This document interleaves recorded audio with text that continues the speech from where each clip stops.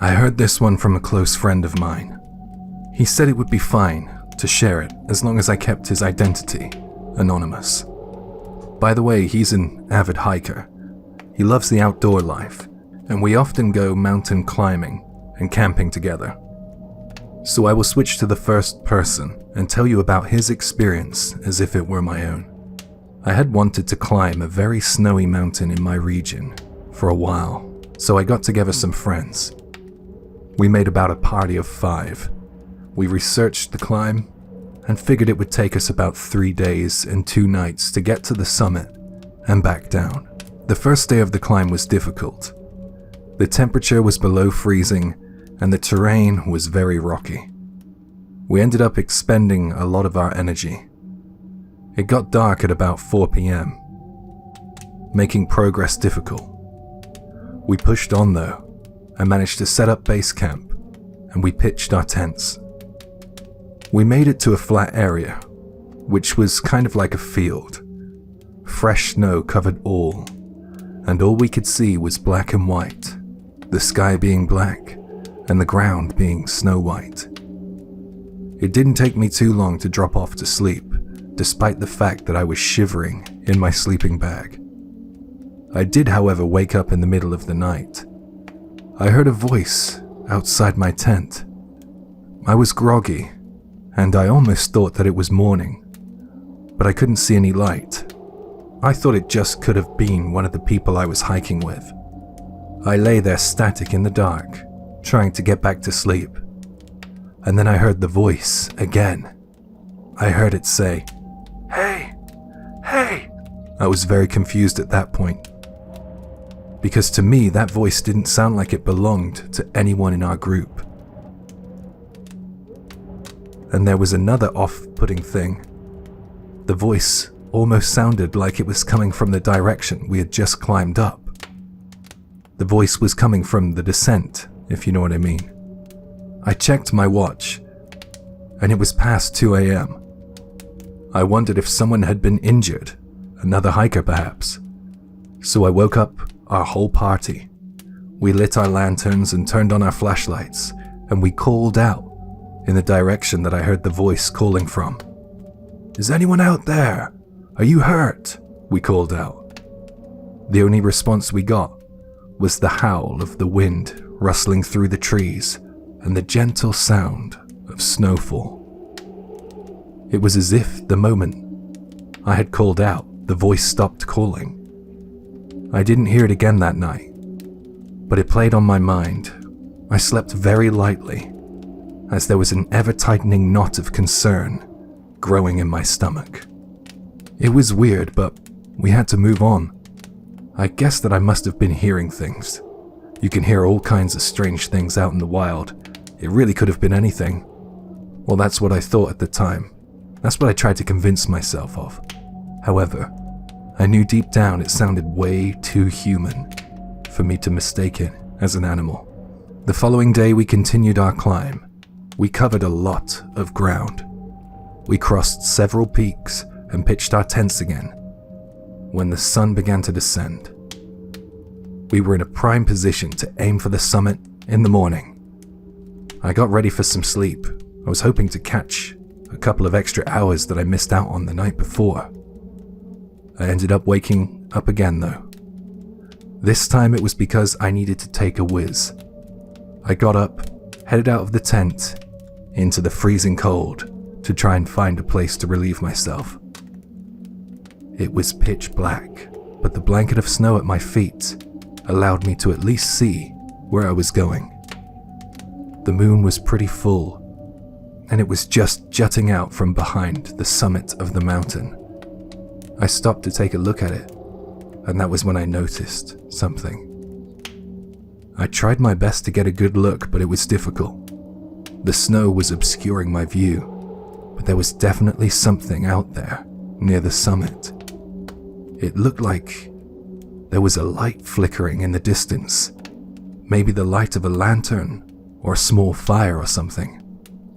I decided to call out. I shouted, "Hey!" The light then disappeared, as if in reaction. But then something different happened.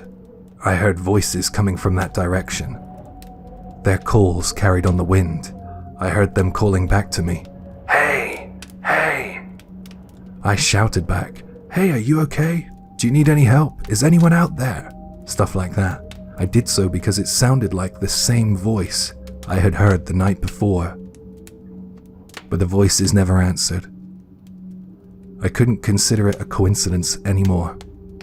All I could do was head back to my tent and get back into my sleeping bag. Something was trying to call me. I know it was. It was trying to separate me from my party. The mountains are scary, especially in the dark, but thankfully, nothing much else happened. We climbed the summit and made it back down without any further issue. While I was up there, I did look for any signs of fires or lanterns, etc., but I couldn't find anything. I do wonder what was calling me though, and what might have happened if I went in search of the owner of that voice.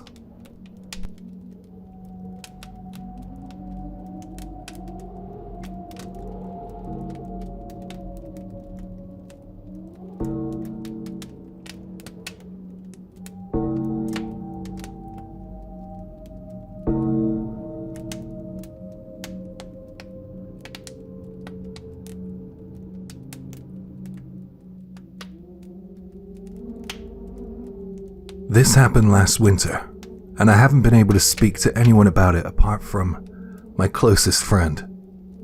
I feel like sharing it here just in case someone else has experienced something similar. It's a bit out there, but stay with me. It all started with a dream, and then I had the same dream again in quick succession. It was like a dream of an acquaintance I hadn't made yet. I know that doesn't really make much sense, but in my dream, I followed someone. I couldn't tell you why I did that. Maybe that's because that's the very nature of dreams. They're supposed to be abstract, aren't they? So I followed this person because it made sense to me in the dream. They seemed to know where they were going, and it made sense for me to follow. I use the term person here because I am unsure of the gender. It's a dream. It's all unclear. Yet I have a strange sense of déjà vu. The person ahead seemed to notice me. I even get glanced at over the shoulder, but they don't seem to mind me following them. We walk through a lively town into a desolate area. It appeared to be some kind of former railroad line. I remember this part pretty clearly. As I walked along the railway tracks, there was a fence to my left, and a little further on there was an overpass. There looked to be a pedestrian bridge, which would allow people to cross over that railroad. Down further along the tracks, the line seemed to elevate a little, but we turned off at that point. I followed the person in front as we crossed that bridge over the tracks and into an overgrown area. We brushed through the frozen-looking overgrown plants and weeds and out into a desolate graveyard. All the while, the leader never looked back at me, the follower. It was at that point I started to feel scared. It was as if the dream was at the tipping point, and it was about to plunge into nightmare. Suddenly the graveyard was gone, and all around was nothing but white, empty fields of snow. Then the person I followed quickly leaves, but I don't follow. I understand that I'm to be left behind. I'm unable to move. My feet have sunk into the snow. I'm stuck in the snow. And that's when I woke up. The second time I had that exact same dream, something else happened. I woke up at the point, like last time, where I get stuck in the snow in the white fields, but then I was able to get back to sleep. When I went back to sleep, I was back at the bridge and I was all alone. Someone called out to me from afar, pleading with me not to go any further. The voice was distant and it echoed. I didn't recognize the voice either. I hated that dream. I felt quite disgusted by it, to be perfectly honest. I wanted to remember it though for some strange reason, as it did feel like a second-hand memory to me. So for the first time in my life, I started a dream diary. I also prayed. My family have always been quite religious, so it wasn't life-altering for me to pray. I prayed for myself and I prayed for the person in my dream. I prayed that nothing bad would happen to either of us. I didn't have the dream again after that. About 2 weeks later, I went on a walk with my friend, and we went along the Yamanote line from Ebisu to Shibuya. I had never walked that route before. My friend and I would often head out on walks for our health or just to chat. I think we are both restless kind of people, so walking and talking for us is miles better than sitting and having a coffee. During the walk, something dawned on me. The scenery. It all looked familiar. It looked like what I had seen in my dream. On the left of the Yamanote line, there is an overpass that takes you over the tracks. That looks like the pedestrian bridge from my dream. The tracks seem to elevate too beyond the bridge. I have to admit, I felt a little scared when I saw that. It was like reliving those dreams I had had. I didn't know what to think. One part of me was screaming, "Get out of there!" But the other part of me was telling me that I was overreacting, and I needed to find out more. I even mentioned this to the friend I was with. I told her all about the dream I had had. I think that it was freaking her out. I could see it on her face as she tried to feign interest and hide fear. We slowly walked closer, but we didn't get very far. We both let out a scream as we approached a telephone pole and a vending machine. There was a paper note there with some brushstroke writing on it. And it read, "Scenery from a dream." We both stood there baffled and horrified, watching our labored breath fog in front of our faces. I haven't been back to that area since. I don't think I'll ever go back there again, and one thing for sure is you'll never catch me crossing that bridge from my dream. It was all too scary to be a coincidence. That's pretty much all I could say about this experience. I know it isn't the scariest. It feels similar to déjà vu, or perhaps it's all part of some kind of prophecy. At least I know there's one other person who's had the same dream as me, though. Has anyone else seen anything similar in their dreams, which has appeared then in reality? Hi, Jay here. I'm planning to go to Japan next year. I'll be in that area in February. What do you think? Should I try and find out if that note is still there? I know it's a hell of a long shot since this story surfaced online in 2020, but I can try to show you the scenery of a dream at least. You know, the bridge, the tracks, etc. That might be something. If this generates a bit of buzz, I will try my best to go and have a look. Who knows? Maybe I'll even make it to that graveyard.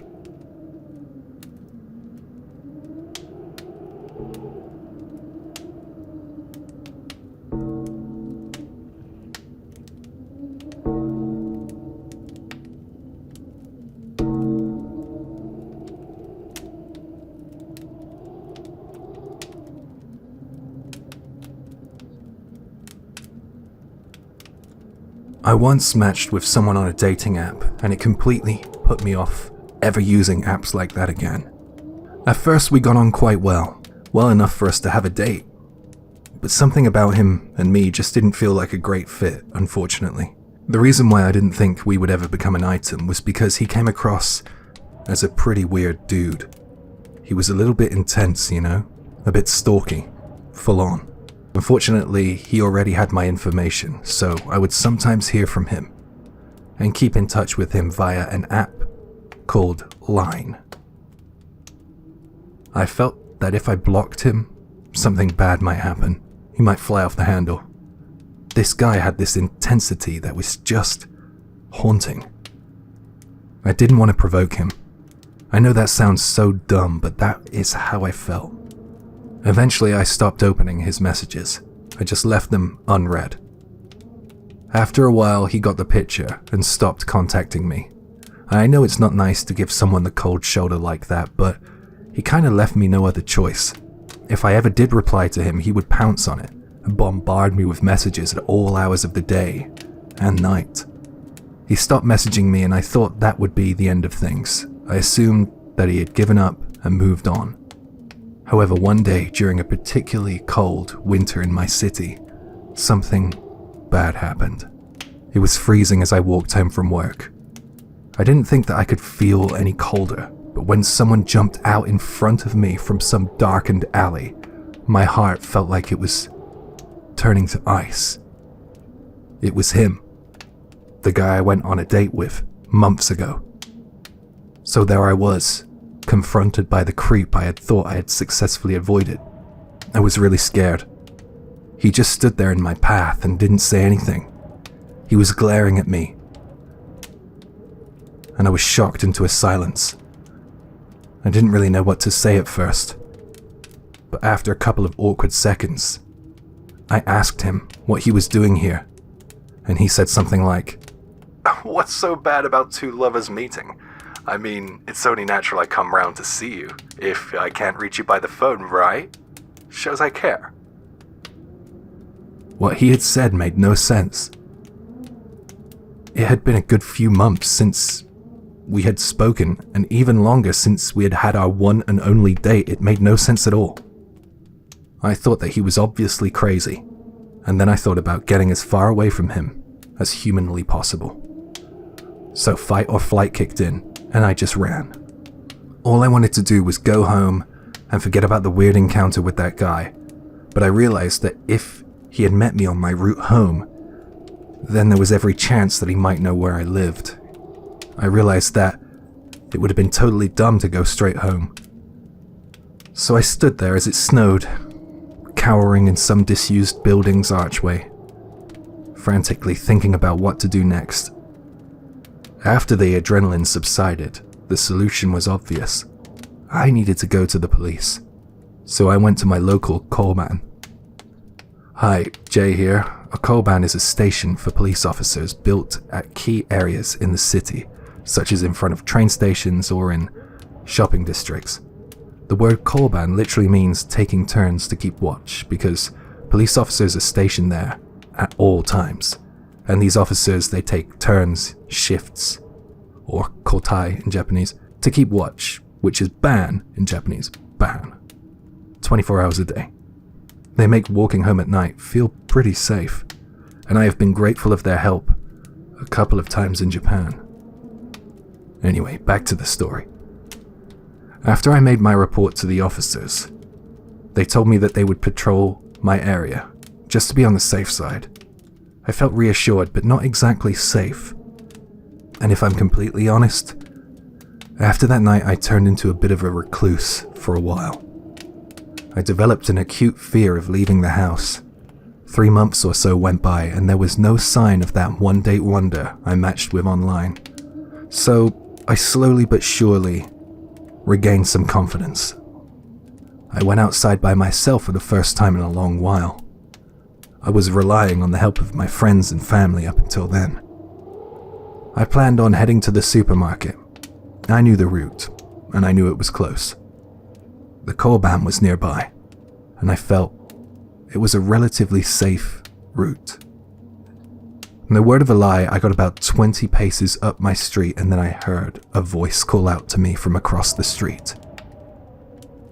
I was addressed by my name. It wasn't an oi or a cat call or anything like that. This person knew me. Here is roughly what the guy shouted at me. "Hey, Kana, I've been waiting for you." He crossed the road with a light jog and stood a couple of paces behind me with a completely straight poker face. "Hey, you know you didn't need to call the cops on me, right? Don't you think that was a little mean, sweetheart?" I was so scared that I couldn't make a sound. I knew I had to run, and I'm so happy that I chose that route I did to venture out for the first time, as I knew exactly how to get to the coalban. I ran there, and I reported what happened. I have to say, life so far has been pretty incident-free since that second reporting. But that was how it was before. I feel like I've been lulled back into a false sense of security. I feel like it might be the calm before the storm again. Winter is rolling around, and the nights are getting darker. When the snow begins to fall, I'm scared all those memories of being stalked will return to me again.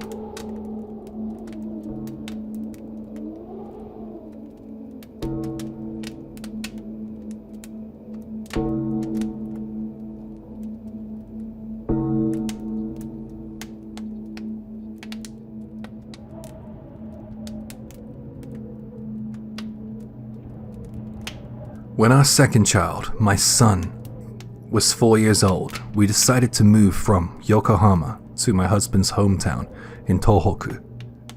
I searched online for ages trying to find a nice place to live, and I managed to find somewhere nice. So I asked my sister-in-law to view the property on our behalf, and it looked perfect. It was a rental, but essentially a pretty big house. It had hardwood floors, and it was on a quiet little street.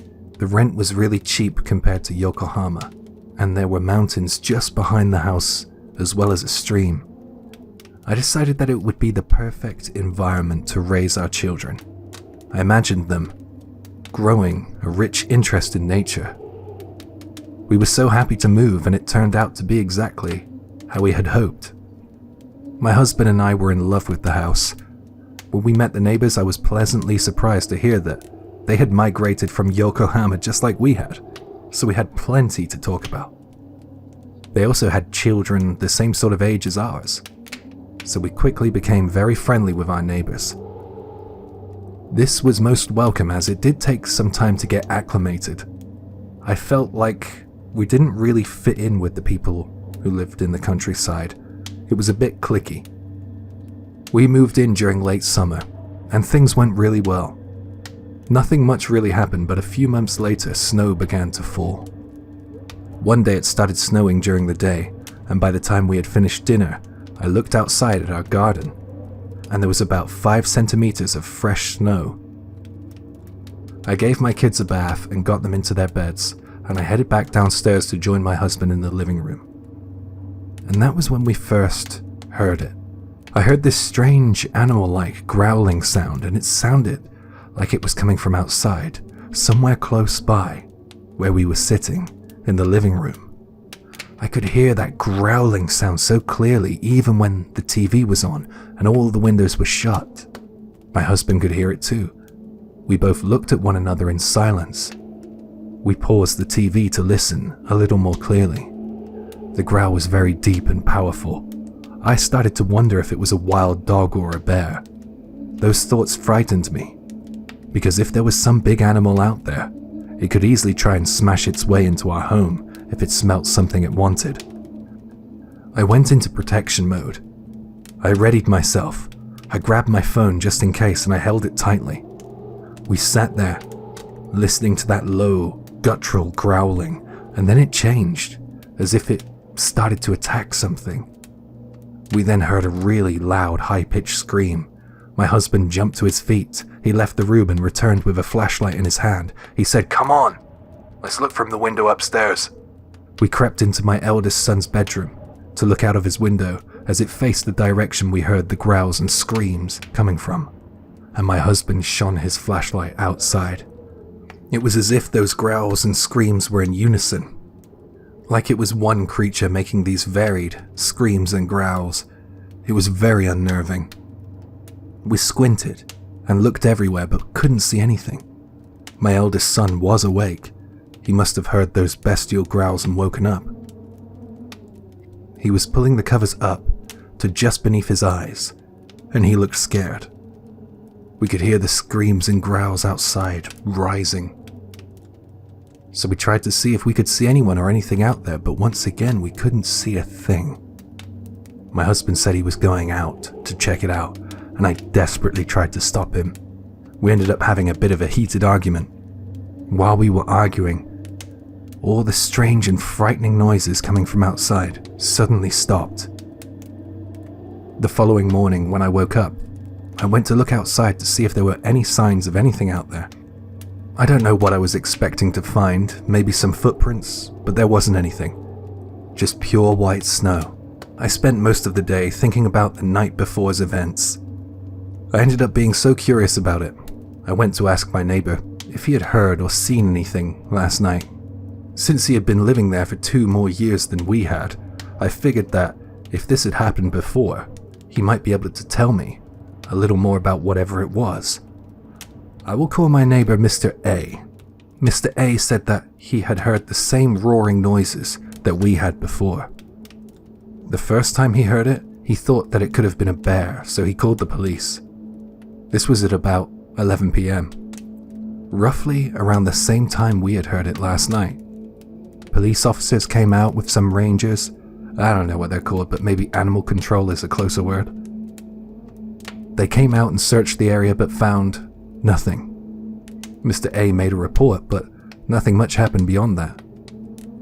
He said that he had heard a lot of different voices all intertwining at once, and that kind of made sense to me. When I thought back to what I heard, I would say that that was similar. It was like a massive raucous shouting, growling, screaming noise. Kind of like a crowd, or maybe a riot. Mr. A said that he thought that it was very strange that he couldn't find a trace of anyone after all that noise he had heard. It had played on his mind, just like it had played on mine. He said, "Come to think of it now, it was snowing that day too." He had this kind of surprised look on his face. He went on to say that he wasn't satisfied by the inaction of the local police, so he decided to head out and search for any traces in the snow himself.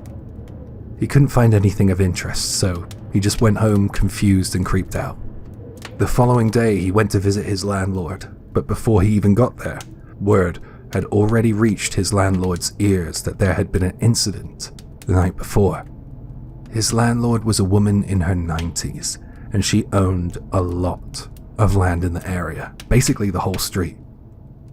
Our house too. The information exchange in the countryside is honestly terrifying.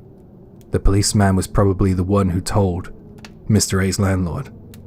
She knew exactly what he had come to ask her about. "It comes down the mountains every now and then, don't pay it much mind. It's like a god." Mr. A said that he wasn't buying that, and he didn't like the way she was so dismissive of what he had heard. The stubborn old landlady wouldn't budge though.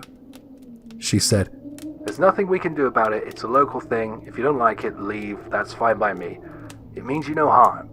You can't do anything about it. You can't do anything about it, so don't let it bother you." Mr. A's story was very intriguing, and it reminded me of the first time I walked around our new area. I took a walk with my children. We wanted to get our bearings and get used to our new surroundings. So as you go up the mountain paths, you are first struck with the number of old graves and crumbling statues. There were these tall old trees with ropes attached to them. It was like it belonged to another era.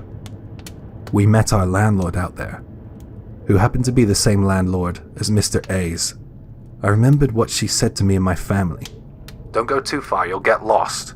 I found that warning a little odd because it wasn't a particularly big mountain range. I have hiked bigger with my family. I figured you could be up and down that mountain within a couple of hours, so I didn't understand why she thought that we could get lost there. I told Mr. A about the encounter and wondered out loud if it was related to his experience, and he said, "Oh, of course. I have been up in that mountain there, and there is a shrine at the top of it. It's pretty creepy." He said this with that strange wry smile on his face again. I didn't know that there was a shrine out there behind my house. I was surprised and a bit more spooked out by my new town. "It's not just that mad chorus of voices and screams we heard you have to worry about," Mr. A said.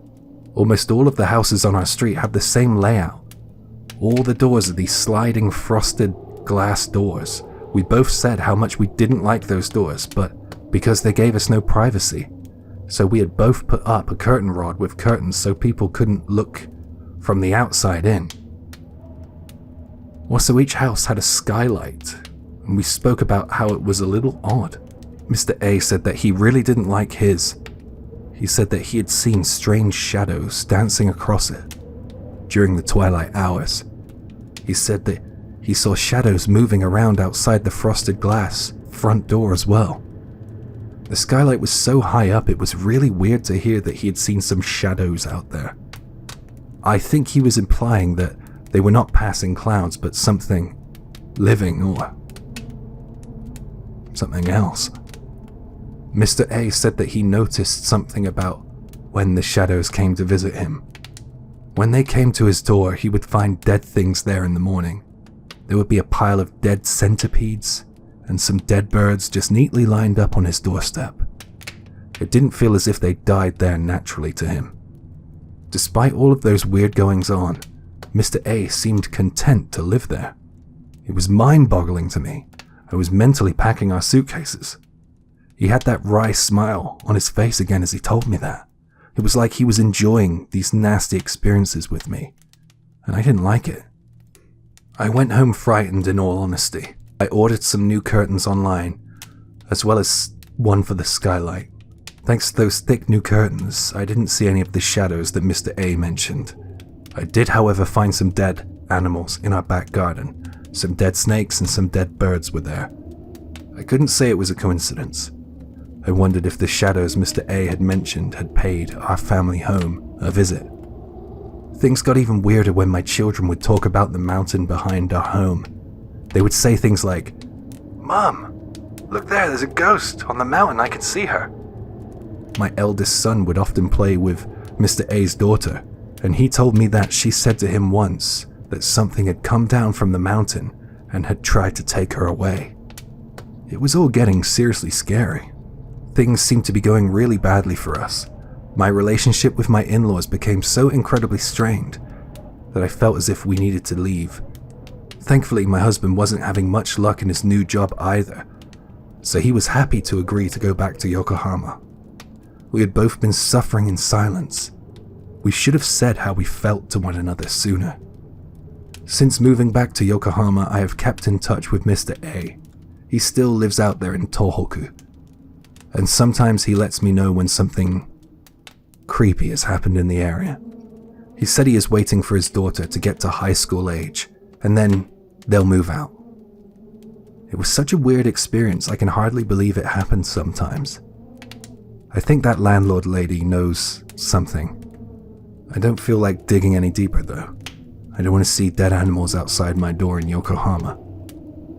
I decided to put curtains up in our new place, just in case. I'll take them down when I'm ready. Thanks for listening to my story. Sorry I don't have much for you in terms of a conclusion.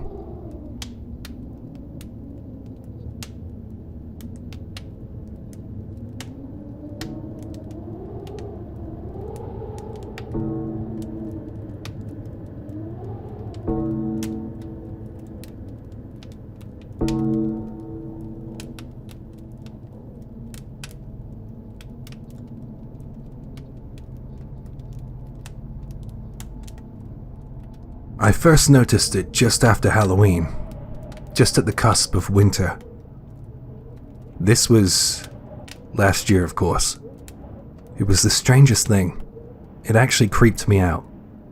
At around 2:30 in the morning, I heard someone trying our door. It was coming from our front door. It wasn't gentle, by the way. It was jarring enough to wake me and my partner up. It was scary to hear a noise like that in the middle of the night, but we both tried to be logical. I remember sitting up in bed, in the dark, and asking my partner, "Was that the wind?" It was weird, but as the noise went away, we kind of stopped caring about it. We thought it could have been a drunk neighbor trying the wrong house or something. A couple of weeks go by and we're about midway through November, and I hear someone trying the door again. Only this time I was awake. I was watching something on my phone in the bathroom, so I pressed pause on that, took out the headphones, and I checked the time, and it was around 2:30 a.m., just like last time. I went straight to the door, and then I just had this really weird feeling as I approached the door. I planned on throwing the door open and giving whoever was behind it a piece of my mind, but something inside me screamed, "No, don't do that." I did, however, summon the courage to look through the peephole. I expected to see some prankster kid, but there was actually no one out there. There was nothing but snow falling, and the gaps in my door did that noise you can always hear when it's cold and windy out. It's kind of like this ominous moaning sound. I didn't like it. I've never liked it. I had to back away from the door. So enough was enough at that point. I spoke about it with my husband, and we made a plan to stay up late to see if we could catch whoever was messing with us in the act. Because this was happening way too frequently to be some kind of coincidence or a mistake. He really didn't want to do it, to be honest, as he had work early in the morning. But this was important to me. So we sat on the stairs, glaring at the front door from about 2:20 onwards. About 10 minutes later, and then the inevitable happened. Someone tried to open our door. My husband raced to the door, he put his eye to the peephole, he turned back my way and whispered that there was no one out there. My husband did say that he felt something there. I guess it was similar to the feelings that I had felt when I went to the door, only he phrased it a little differently. He said that he felt a bad feeling. He said he felt that something was trying to enter the house, and that really stayed with me. I guess that was because of the way he phrased it. Something was trying to enter the house. He then said, "If we hear this noise again, let's not open the door." I'll simplify it. We both decided to leave things alone. I mean, each time we checked, there was no one there. So, we thought there wasn't much to worry about, right? Weeks went by. The doorknob continued to rattle, but my husband and I didn't care about it that much, as we had bigger things to worry about. I started to feel really bad towards the end of November. I started to feel unwell and continued to feel that way when the new year rolled around, and right up until early February. I went to the doctor for an examination, and during the pelvic exam, his face changed. Tests were conducted, and they found out I had cancer 2 days after the appointment. I was transferred to the hospital in the city. Tests and surgery came next, and they were very successful. I was in the hospital for about a month, maybe a month and a half all told, but after that I was able to go home. I had been so preoccupied and frankly scared while I was in the hospital that I forgot all about all that door stuff going on at home. So when I got home, I asked my husband if he had heard anything while I was in the hospital. He was honest and said he had completely forgotten about all that stuff too. He was in the hospital most nights and days with me. I don't know why I thought he would have an update for me on the door stuff. He did say that he was up most nights after leaving me in the ward. He found it hard to sleep. He said on average he was up until about 3 a.m. During that time, no one tried the door. Well, at least that was good. One quiet evening, while we were clearing our plates after dinner, he said something that will always stay with me. "You know, I think whoever was trying the door might have been the Grim Reaper." Now this was very jarring because my husband wasn't the type to get scared easily or even be superstitious. So naturally his comments took me aback. "I really don't want you to open the door if we ever hear anything like that again." So that thought has never left me. And I also consider myself incredibly lucky to be here.